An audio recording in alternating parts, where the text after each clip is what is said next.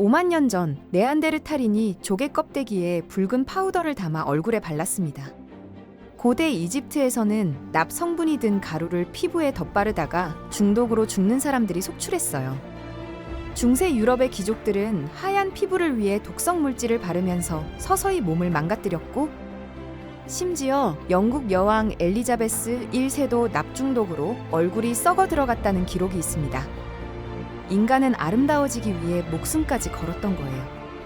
그리고 이 집착은 5만 년이 지난 지금도 계속되고 있습니다. 오늘은 인류가 아름다움을 위해 걸어온 화장의 역사에 대해 이야기해 보겠습니다.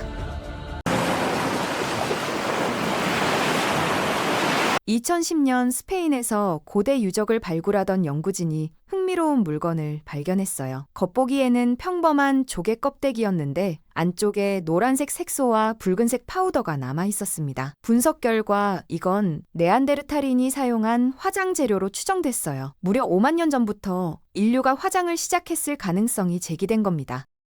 화장이 본격적으로 발전한 시기는 고대 이집트 시대예요. 이집트 무덤에서 발굴된 벽화를 보면 남녀 모두 눈 주위를 검은색이나 짙은 녹색으로 칠해서 눈매를 선명하게 표현했거든요. 유명한 네페르티티 왕비의 흉상에서도 진한 아이라인을 확인할 수 있습니다. 당시에는 치장보다 주술과 신체 보호가 목적이었다고 해요. 강렬한 태양 아래서 눈을 보호하고 악령을 쫓아내는 의미도 있었던 거죠. 화장이 본격적인 미용 목적으로 쓰이기 시작한 건 클레오파트라 시대부터입니다. 클레오파트라는 짙은 눈썹과 화려한 눈 화장은 물론이고 턱선을 따라 얼굴 바깥쪽에 음영을 줘서 얼굴을 갸름하게 보이게 했어요. 지금 우리가 쓰는 컨투어링 기법을 2000년 전에 이미 사용했던 겁니다. 클레오파트라의 화장법과 피부 관리법은 오늘날까지 전해지고 있을 정도로 당시의 화장술이 발전해 있었어요.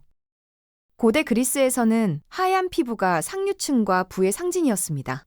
문제는 하얀 피부를 만들기 위해 백연광이라는 납 성분을 얼굴에 발랐다는 거예요. 납은 독성 물질이라 피부가 썩어 들어가고 심하면 죽음에 이르기도 했습니다. 그런데도 사람들은 하얀 피부를 위해 계속 납을 발랐어요. 당시 화장품은 너무 비쌌기 때문에 소수의 상류층만 사용할 수 있었고 화장 자체가 신분을 드러내는 수단이었거든요. 로마인들도 화장을 즐겼습니다. 하얀 피부와 붉은 입술 같은 얼굴 화장뿐만 아니라 손톱에 매니큐어를 바르고 머리 장식도 화려하게 꾸몄어요. 그런데 중세에 접어들면서 화장 문화가 갑자기 침체기를 맞습니다.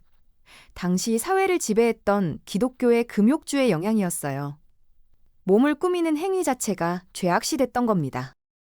하지만 르네상스 시대가 되면서 화장은 다시 화려하게 부활합니다. 인간성의 해방을 외치던 시대답게 남녀 모두 화려한 의복과 함께 화장도 발전했어요. 이 시대 가장 유명한 패션 아이콘이었던 영국 여왕 엘리자베스 1세의 초상화를 보면 창백할 정도로 하얀 피부와 붉은 머리, 화려한 드레스가 눈에 띕니다. 문제는 그 하얀 피부를 만들기 위해 납 성분이 든 백분을 발랐다는 거예요. 결국 엘리자베스 1세는 납 중독 증상을 보였고 말년에는 얼굴이 심하게 손상됐다고 전해집니다.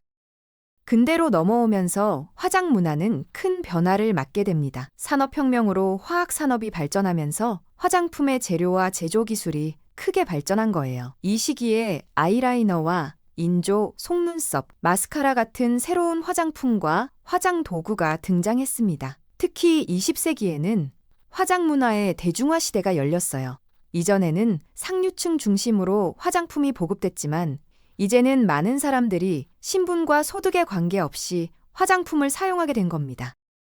동양에서도 화장의 역사는 오래됐습니다. 중국은 기원전 3000년경부터, 일본도 고대부터 화장을 했다는 기록이 남아있어요. 우리나라는 어떨까요? 단군 신화에 나오는 쑥거마을이 마늘이 민간에서 사용해온 피부 미백제라는 점에서 고조선 시대부터 화장품을 사용했음을 추측할 수 있습니다. 본격적인 화장의 역사가 시작된 건 삼국시대로 보고 있어요.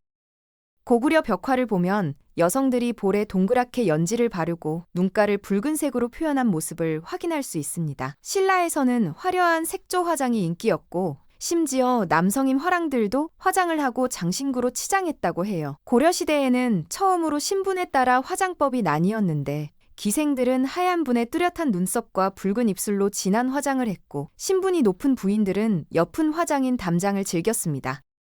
그렇다면 옛날 사람들은 화장에 어떤 재료를 사용했을까요? 백부는 쌀가루로 만들었는데 색이 너무 하얘서 그대로 바르면 창백해 보였어요. 그래서 황토가루나 치자가루 같은 색이 들어간 분을 섞어서 자기 얼굴 톤에 맞게 조절했습니다. 연지 화장에는 홍화꽃에서 붉은색을 추출해서 사용했는데 재료가 귀하고 비쌌기 때문에 일반인들은 단청을 그리는 붉은색 주사를 이용한 주사 연지를 많이 썼어요. 눈썹 화장에는 목탄이나 숯을 이용했습니다. 개항 이후에는 수입 화장품이 들어오면서 우리나라 화장 문화가 크게 바뀝니다. 초기에는 일본과 청나라에서 1920년대에는 주로 프랑스에서 신식 화장품이 유입돼서 인기를 끌었어요. 비슷한 시기에 박가분이라는 국산 화장품도 만들어졌는데 물에 섞어 얼굴에 바르면 피부를 장시간 하얗게 유약해 유지시켜줘서 당시 여성들 사이에서 엄청난 인기를 얻었습니다.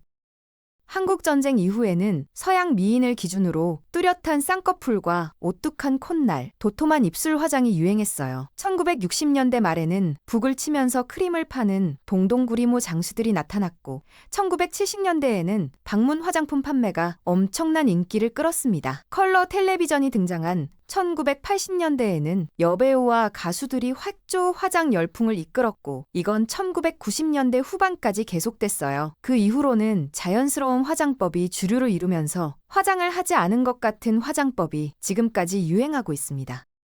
현대 화장품은 과거와 완전히 다릅니다.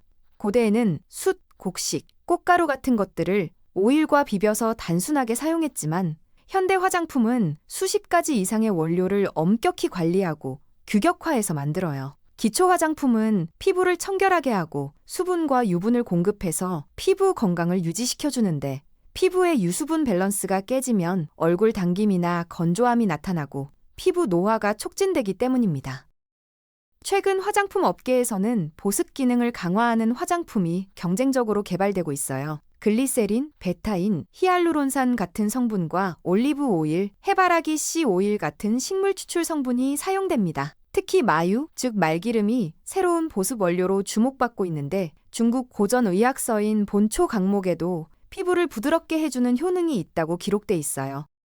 미백 화장품도 인기입니다. 하얀 피부에 대한 선호는 동서고금을 막론하거든요. 과거에는 납중독이라는 끔찍한 결과를 낳기도 했지만 현대의 미백 화장품은 안전하게 피부를 관리해줍니다. 미백 화장품의 원리는 멜라닌을 분해하는 게 아니라 멜라닌 생성을 억제하는 거예요. 알부틴과 코직산 같은 성분이 자외선을 받았을 때 멜라닌이 만들어지는 과정을 방해하거나 지연시켜서 피부가 검어지는 걸 막아주는 겁니다.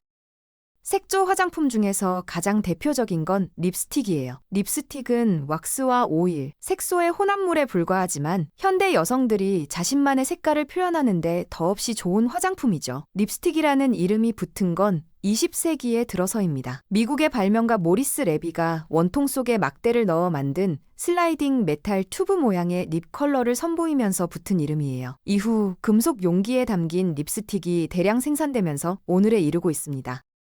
마스카라도 빼놓을 수 없어요. 1913년에 석탄가루와 바셀린을 섞어 속눈썹에 바른 게 마스카라의 시초였습니다. 1916년에 제품화된 최초의 마스카라는 원통형이 아니라 케이크형으로 솔로 문질러 속눈썹에 빗어 바르는 형식이었어요. 지금 형태의 브러쉬 타입 마스카라는 1950년대에 만들어졌습니다. 현재 마스카라는 식물성 왁스, 색소, 천연 점증제가 주요 성분이고 1960년대부터 첨가되기 시작한 섬유질은 속눈썹을 길어 보이게 하는 효과가 있어요.